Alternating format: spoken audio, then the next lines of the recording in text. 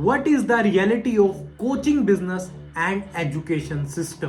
Education industry के जितने भी बड़े नाम है, क्या वो मिलके हमें पागल बना रहे हैं? और ऐसे ही कई सवाल का जवाब मैं दूंगा। अगर तुम एक नीट एस्पिरेंट हो, एक जेई एस्पिरेंट हो, कॉलेज स्टूडेंट हो, या किसी भी एग्जाम्स की तैयारी कर रहे हो, या 12th के बोर्ड्स की तैयारी कर रहे हो, तो तुम लोगों के लिए एक स्पेशल डिस्क्लेमर है कि तुम इस वीडियो को यहीं छोड़ सकते हो, क्योंकि तुम्हें ये वीडियो बहुत बुरी लगने वाली है। तुम ये वीडियो नहीं देख पाओगे। और तुम्हें अगर अपनी फैमिली, फ्रेंड्स, रिश्तेदार, सोसाइटी से कहीं से भी एग्जाम क्रैक करने का प्रेशर मिल रहा है, तो उनको ये वीडियो जरूर दिखा सकते हो। बड़े बड़े इंस्टीट्यूट जिनका तुम कोर्स करते हो, जिनके तुम स्टूडेंट्स हो, आज मैं तुमको उनका बिजनेस मॉडल समझा दूंगा, क्योंकि इनके बिजनेस मॉडल में स्टूडेंट को सर्विस नहीं दी जाती, स्टूडेंट खुद एक प्रोडक्ट होता है। मैं इस वीडियो के एंड तक तुम लोगों को कुछ ऐसी चीजें समझा दूंगा कि अगर तुम किसी का अंधभक्त होकर सुनोगे तो शायद मुझे गालियां निकालोगे, बट अगर एक न्यूट्रल पर्सपेक्टिव से सुनोगे तो तुम्हें अपने करियर पाथ में बहुत हेल्प होगी। And for parents, it's very important for you to understand what's your child is going through.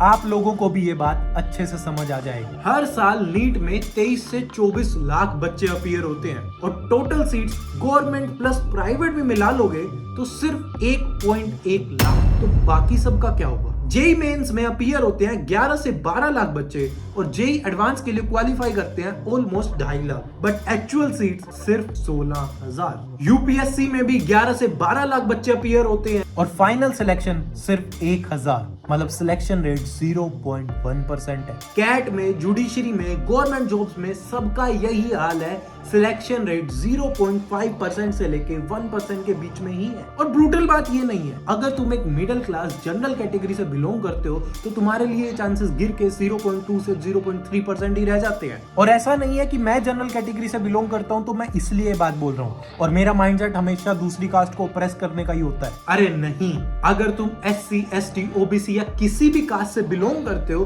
तो एक बात को अच्छे से समझो। कोटा सिस्टम उनके लिए बना था जिनके पास रिसोर्सेज की कमी थी, जिनको इक्वल चांसेस नहीं मिला करते थे। तुम्हारी कास्ट में कितने ऐसे बच्चे हैं जो इस कोटा का मिसयूज कर रहे हैं, और जिनको एक्चुअली कोटा चाहिए, जिनको जरूरत है, जिनको चांसेस नहीं मिलते, जिनको रिसोर्सेज की प्रॉब्लम्स है, उन तक तो ये बेनिफिट्स पहुंच भी नहीं पा रहे हैं। ये कोटा सिस्टम, कास्ट सिस्टम बोल बोलकर तुम लोग अपने ही लोगों को प्रेस कर रहे हो, एंड एज अ नेशन हम लोग फेल हो रहे हैं। नीट पीजी एग्जाम में कोटा कैटेगरी के स्टूडेंट के -1% आए थे, और एक जनरल कैटेगरी के स्टूडेंट के 584, एंड उसको तब भी सिलेक्शन नहीं मिला, और -1 पर भी उसको सिलेक्शन मिल गया। तुम एक बात को समझो, 5 साल पढ़ने के बाद भी वो एक नंबर भी स्कोर नहीं कर पा रहा, तो वो कैसा डॉक्टर बनेगा? वो दोनों ने एक ही क्लास में स्टडी किया, एक जैसी इंफॉर्मेशन ली, एक जैसी नॉलेज ली। कल को वो डॉक्टर जाकर सिर्फ जनरल कैटेगरी वालों के लिए ही हानिकारक नहीं है, वो SC, ST, OBC को भी मारेगा। वो बेसिकली एक किलिंग मशीन है। वो किसका इलाज कर लेगा? खतरे में तो खुद को ही डाला है। अरे उसके माँ बाप भी उससे अपना इलाज करवाते हुए डरेंगे। कोटा लगाना है तो इकोनॉमिक वीकर सेक्शन के हिसाब से लगाओ,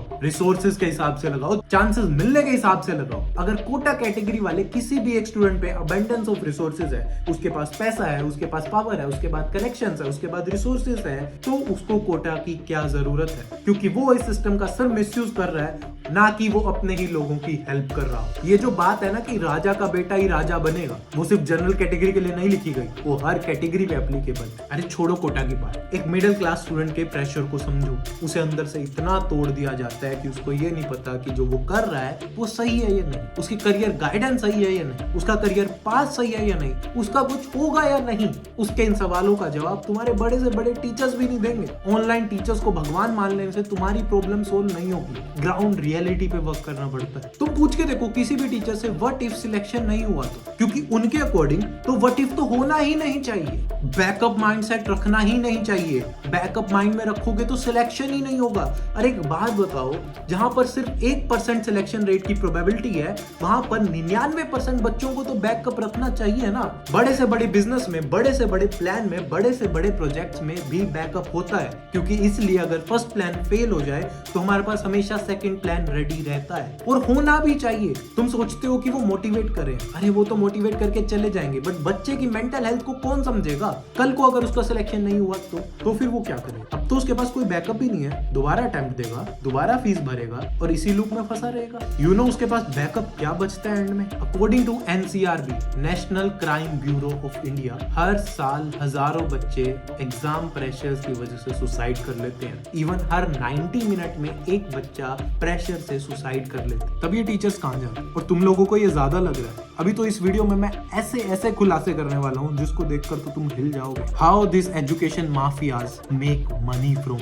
कोचिंग सेंटर्स तुम्हें ये नहीं बेचते कि सिलेक्शन रेट 0.3% है, वो बेचते हैं टॉपर्स, वो लगाते हैं स्टूडेंट्स की फैक्ट्री। अब हैरानी की बात ये है, अगर पिछले कुछ सालों के तुम रिकॉर्ड उठाकर देखोगे तो एक टॉपर की फोटो तुम्हें बाकी इंस्टीट्यूट भी यूज करते हुए मिल जाएंगे। मतलब कमाल है कि एक बच्चे ने अगर एलन से क्लियर किया तो उसका आकाश में भी पोस्टर है, FIITJEE में भी और बाकी बड़े बड़े इंस्टीट्यूट में भी। मतलब उस बच्चे ने हर जगह जाके पढ़ाई करी। वाह, I am very amazed to know कि पिछले कई सालों से ऐसा चलता आ रहा है और ऐसे कितने टॉपर्स के पोस्टर्स, होर्डिंग्स ये मल्टीपल इंस्टीट्यूट्स यूज करते हैं। और जिसको देखकर तुम लोग सोचते हो कि भाई टॉप करूंगा तो यहीं से करूंगा। स्टूडेंट्स इनके लिए फैक्ट्री का रॉ मटेरियल है, उससे बस इनको पैसा कमाना है और ये पोस्टर्स उनकी मार्केटिंग का चैनल। कि प्रोडक्ट की क्वालिटी अच्छी है, प्रोडक्ट इतने % AIR लेकर आता है तो आप हमारी फैक्ट्री में भेजो और हम आपको रैंक देंगे। ये लोग ये तक नहीं इवैल्यूएट करते कि जो टीचर्स पढ़ा रहे हैं वो सही पढ़ा रहे हैं कि नहीं, वो क्लासरूम में शायरी तो नहीं मार रहे,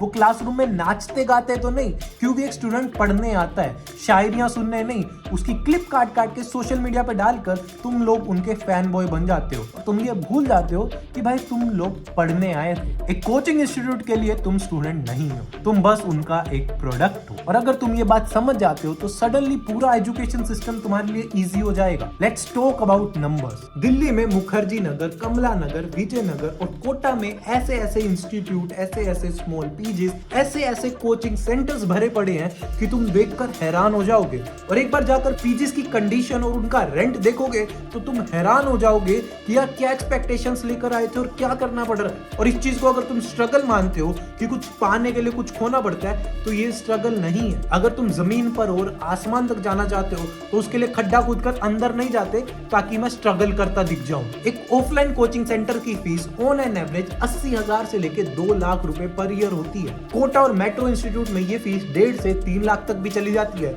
और अगर तुम इससे ज्यादा भी पे कर रहे हो तो कमेंट में बता जरूर देना ताकि मैं देखकर थोड़ा शौक और हो जाऊं। अगर हम एक टिपिकल मिड साइज इंस्टीट्यूट भी लेते हैं जहां पर 500 बच्चे हैं तो इसका मतलब 500 इंटू 1,20,000, एनुअल रेवेन्यू 60 करोड़। एक छोटी सी ब्रांच से हॉस्टल्स के, टेस्ट सीरीज के, रिपीटर्स के, ये सब अलग है। अगर हम एक्चुअल कॉस्ट भी देखें ना तो एक फैकल्टी की कॉस्ट 10 से 15,000 रुपए ही बैठती है। इंफ्रास्ट्रक्चर और स्टाफ का 8 से 10,000 और टेस्ट मटेरियल का 5 से 7,000 पर स्टूडेंट बैठता है ईयरली। तो एक स्टूडेंट का ऑन एन एवरेज 25 से 30,000 रुपए खर्चा आता है। और बाकी बचा पैसा एजुकेशन माफियाओं की जेब में, क्योंकि उनसे उनको रैंक्स भी तो खरीदने हैं। जिन्होंने टॉप किया उसको पैसे देकर उसका होर्डिंग्स भी तो लगवाने हैं। और फिर ये बोलते हैं हम तो एजुकेशन के लिए काम कर रहे हैं। अगर सिलेक्शन रेट 1% भी है तो इनके 5,000 स्टूडेंट में 50 बच्चों का सिलेक्शन हो गया और बचे हुए 4,950 बच्चों का क्या? उनके पोस्टर्स नहीं लगते, उनका रिजल्ट नहीं दिखाया जाता और उनकी मेंटल हेल्थ को उनकी पर्सनल प्रॉब्लम बता दिया जाता है। नेक्स्ट ईयर फिर से ट्राई करो, फिर से फीस भरो,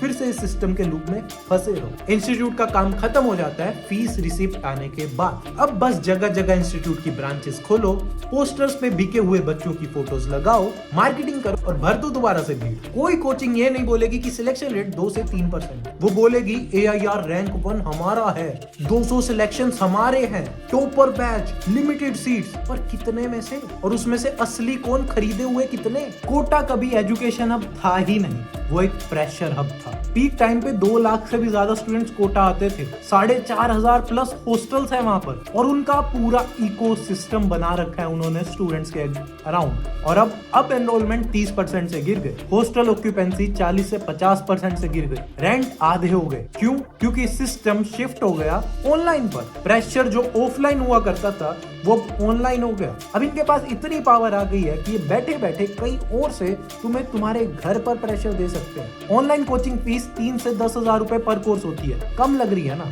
पर एक्चुअल नंबर सुनो, यहाँ स्टूडेंट्स भी लाखों में होते हैं। ऑन एन एवरेज एक कोर्स को खरीदने के लिए 5 लाख से भी ज्यादा बच्चे साइन अप कर देते हैं। 5 लाख इंटू 10,000, 500 करोड़ का बिजनेस। और मेरी बात पर यकीन करो, ये नंबर एक्चुअल से बहुत बहुत कम है। तो तुम लोग इनसे पढ़ के तुम पैसा कमा पा रहे हो, तुम्हें कुछ हेल्प हो रही है, पैसा तो इनकी जेब में जा रहा है। और क्या ये लोग तुम लोगों को कुछ फैसिलिटीज दे पा रहे हैं जो तुम डिजर्व करते हो? 2024 और 2025 के रिपोर्ट्स के अकॉर्डिंग इस इंडस्ट्री का साइज 50,000 से 60,000 करोड़ का है। फैकल्टी सेम है, कंटेंट सेम है, डाउट सॉल्विंग के नाम पर लाइव चैट है जहां पर तुम्हें एक्चुअल क्वेश्चंस के आंसर्स मिलते भी नहीं। यहाँ पर प्रेशर डिफरेंट है कि सब कर रहे हैं तो तुम भी करो। फोमो क्रिएट कर दिया जाता है, डेली लाइव स्ट्रीक सेंड करो और लास्ट में बोल देते हैं कि कंसिस्टेंसी नहीं है तुम्हारी, इस वजह से तुम फेल हो। ऑनलाइन में फेलियर भी साइलेंट होता है। स्कैम टीचर्स में नहीं, स्कैम सिलेबस में नहीं। स्कैम यह है कि पेरेंट्स को लगता है कि कोचिंग मतलब गारंटी, अब तो रिजल्ट्स आएंगे, जबकि रियलिटी ये है कि कोचिंग सिर्फ एक्सपोजर देती है, सिलेक्शन प्रोबेबिलिटी गारंटी नहीं कर सकती। एजुकेशन को प्रोडक्ट बना दिया गया और कोचिंग को इंश्योरेंस। जब तक तुम फेलियर्स को एक्सेप्ट नहीं करोगे ना, तो कोई भी एरा गैरा आकर तुम्हें होप बेचकर चला जाएगा। So what you should do now? Stop romanticizing the system. Treat exams like a probability game, not a morality test. If you are preparing, prepare with a backup. Work on some skills. Work on yourself. Invest on yourself. सिर्फ एक aspirant बन के मत रह जाओ. Don't put your self-worth on a mark sheet designed to reject 99% of people. Choose institute like a customer, not a devotee. Ask success ratios, batch sizes, teacher to student communication. If online works for you, use it wisely and avoid social media to be very honest. इनके personal fan pages बनाकर तुम्हें benefit नहीं होगा। Spend in yourself to.